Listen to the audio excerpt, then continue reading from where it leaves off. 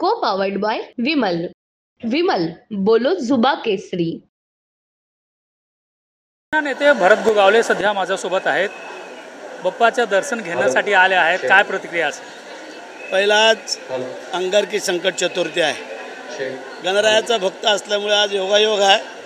जी काय 6 महिन्यातून हा योग येतो अंगारकीचा आणि त्यासाठी आलेलो आहे दर्शनाला. अजून दर्शन झालेलं नाही, परंतु आता होईल थोड्या वेळामध्ये.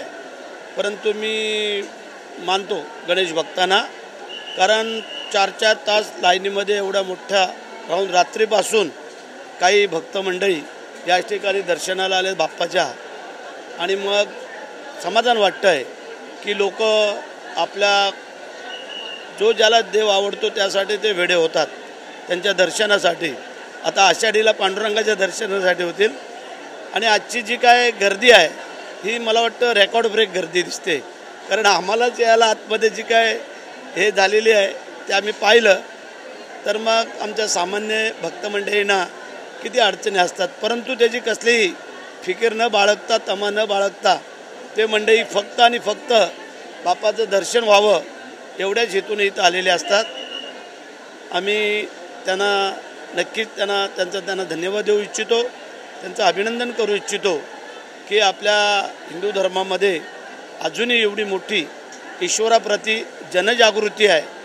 त्याबद्दल आम्हाला समाधान आहे की कितीही टेक्नॉलॉजी पुढे गेली, काही झालं, मोबाईल आले, सगळे आलं, परंतु ही जे काय भावना आहेत ईश्वराप्रती ह्या मला वाटतं कधी कमी होऊ शकणार नाही आहेत. आणि हेच समाधान आम्हाला आहे. मी तमाम गणेश भक्तांना शुभेच्छा देऊ इच्छितो.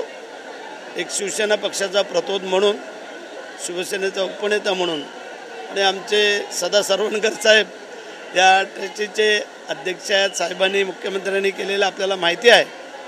आणि एक पारदर्शक कार्य त्यांच्या हातून घडो अशी मी ईश्वराकडे प्रार्थना करतो. पुन्हा एकदा सगळ्या गणेश भक्तांना माझ्या शुभेच्छा राहतील आणि माझा गणपतीराय चरणी साष्टांग दंडवत. महायुती सरकारच्या 2.5 वर्ष झालं, मंत्रिमंडळाचा विस्तार अजूनही झालेला नाही आहे. लवकरात होणार आहे अशी सूचना येत आहेत. तर यदा तुम्हाला मंत्रिपदासाठी फोन येणार आहे का? 2.5 वर्ष नाही झाली, 2 वर्ष झाली, कारण जूनमध्ये 30 जूनला साहेबांनी शपथ घेतली होती. तर आता 2 वर्ष 15 दिवस 20 दिवस झाले, पण हरकत नाही आहे. जे काय चाललेलं आहे चांगलं चाललेलं आहे, पुढंही चांगलंच होईल. आणि शपथ किंवा काय ह्याचा आम्ही कधी काय तो विचार केलेला नाही, तुम्हाला कल्पना आहे पूर्वीपासून. त्याच्यामुळे जे काय आत्ताचं अधिवेशन आहे हे सुरळीत पार पाडावं हीच आमची इच्छा आहे. आणि येणाऱ्या 3 महिन्याच्या नंतर जे काय निवडणुकीला सामोरं जायचं आहे त्याच्या तयारीला आम्ही सगळे लोक लागलेलो आहोत. तुमच्या मतदारसंघात महायुतीच्या उमेदवाराला मताधिक्यात कमी पडलेली आहे, तर येणाऱ्या विधानसभेत तुम्हाला का धोका आहे? चढ उतार हे होत असतात आणि त्या चढ उतारावरती मात करून जातो तो खरा शिवसैनिक आहे. आणि त्याची आमची तयारी मुख्यमंत्र्यांसहित आम्ही सगळ्यांनी केलेली आहे.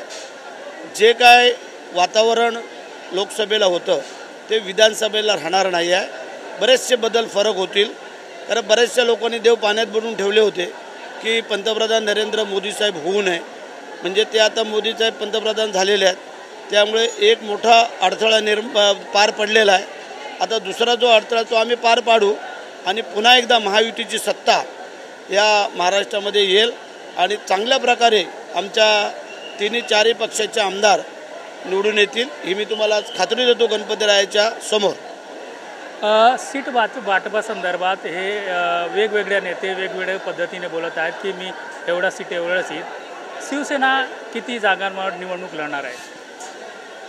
वरच्या पातळीवरती बसून सगळे मिळून ठरवतील की ज्याची जशी जशी ताकद आहे त्याला तशा सीट दिल्या जातील. परंतु आमच्या सिटिंग सीट 41 + 10 अपक्ष अशा आहेत.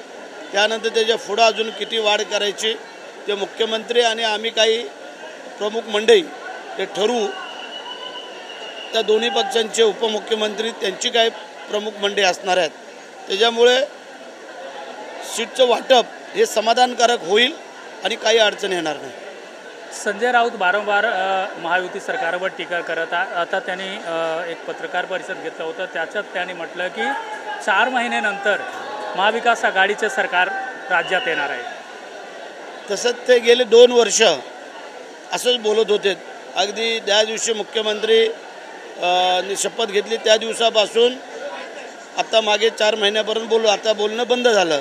तर त्यांना माहिती आहे मुख्यमंत्र्यांचा हा कार्यकाळ, ही टर्म पूर्ण करतायत हे त्यांना दिसलं. तसंच पुढची पण येणारी टर्म हे महायुतीमध्ये आम्ही असणार आहोत आणि महायुतीचंच सरकार येईल. यांनी कोणी कितीही सांगू द्या. मागच्या काही वातावरणाच्या अनुषंगाने त्यांच्या 1-2 सीट जास्त पुढं आल्या. त्यांना वाटलं की आम्ही आकाशाला हात लावले, पण त्यांचे आम्ही आमदारकीच्या वेळेला दाखवून देऊ. पुणेमध्ये ड्रग्सचं विळखा सापडलं तर विरोधकांकडून टीका केली जात आहेत की पुणा हा उडता पंजाब झालेला आहे. ठीक आहे, जे काही घटना घडत आहेत त्या चुकीच्याच आहेत, त्याला आम्ही समर्थन नाही करणार. कारण तरुण पिढी ह्या ड्रग्सच्या नशेच्या आहारी चाललेल्या आहेत. ते थांबण्यासाठी कठोर पावलं उचलावीत आणि ते सगळं बंद व्हावं. कारण आम्हाला असं वाटतं आहे आपली भावी पिढी या नशेच्या आहारी जाऊन बरोबर वाटत नाही आहे. त्यामुळे ती नशाखोरी जी चालू आहे त्यासाठी कडक पावलं उचलून ती थांबावी ही आम्ही विनंती करू. धन्यवाद बोलण्याबद्दल. व्हिडिओ जर्नलिस्ट अजय मोहितेसह Ramesh Sharma, TV9 Marathi, Mumbai. Co powered bye Vimal. Vimal बोलो जुबा केसरी.